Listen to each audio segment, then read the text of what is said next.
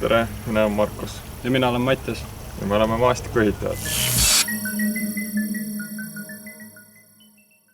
WorldSkillsil peame tegema siis miniatuurse aia, kus on müüri, puitu, taimi ja vett.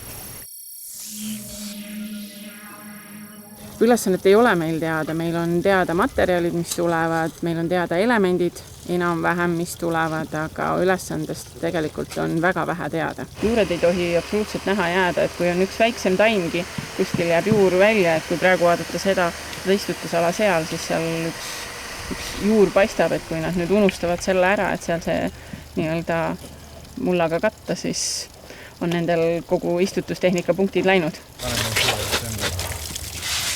Ilmselt tuleb rohkem kui vähe. 30% sellest hindamisest tuleb taimede poole pealt ja kogu see selline muld ja muru ja mults ja taimed, et see on üks päris oluline pool kõige selle juures. Kõige raskem on see, et on nii palju ameteid nii-öelda ühes pajas. Me peame olema korraga müürsõpad, puussõpad, aednikud ja seda ka kõik hästi oskama.